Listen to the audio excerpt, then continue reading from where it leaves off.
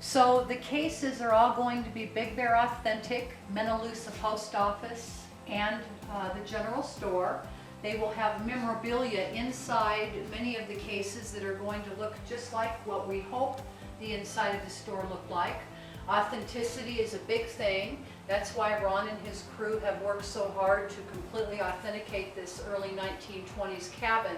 What's so delightful about the cabin is not only its presence, but the original knotty pine that was very likely cut at the water line at Big Bear Lake in 1885 when it was being formed.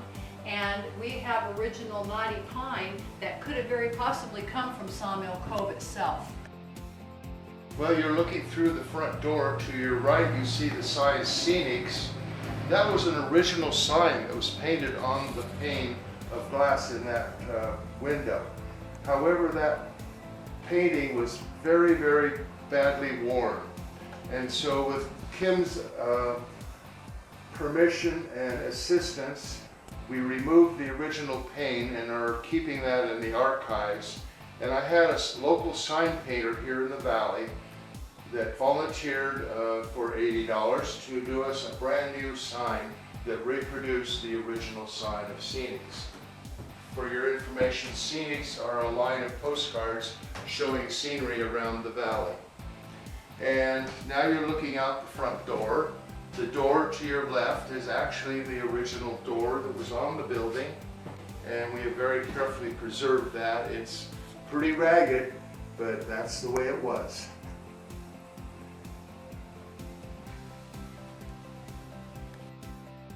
An early way to have, what do you call it, dual, not dual pane, but same purpose. Yeah. They can't blow. Yeah, it can't be damaged. All of the furniture that you see inside the Juniper cabin came with the cabin, except for the post office boxes. The post office boxes were part of the history of Boulder Bay Post Office and were donated to us. But we do have the original postmaster desk still intact, and we actually had post office memorabilia come with the cabins, including a stamp machine and some old correspondence, even from Oak Knoll Lodge. We have different types of envelopes and stamps that were part of the collection that were still inside the desk when we relocated the cabin from its Juniper Point location to here. It's what we really love about it is the bark trim. There was really no huge economics here in Big Bear, and so the craftsmanship in this building is superb. And just seeing the little bark trim, it's much like tramp art, as well as when Ron opened up the walls of the cabin. Tell them what you found on the walls. Oh my dear, we found a beautiful poster for Prince Albert tobacco. And it's a big sign. The sign is almost 2 feet by 18 inches, full color, of a Prince Albert can. And if you look too long at it, you can actually see that flat poster round the corners, and you see all of the three-dimensional effects of it.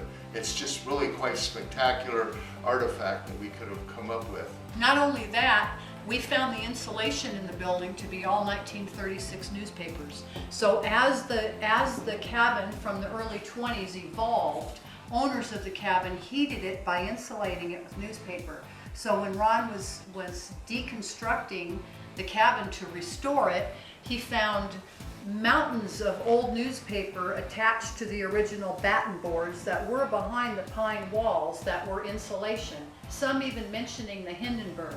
So not only did we get local Big Bear history and the way that they got warm, which was real insulation of newspapers, but we learned what was going on during that time. And imagine living in an old cabin up here in Big Bear and coming to the post office, pulling up at the potbelly stove and playing some checkers and reading the LA Times that the Hindenburg was taking another voyage.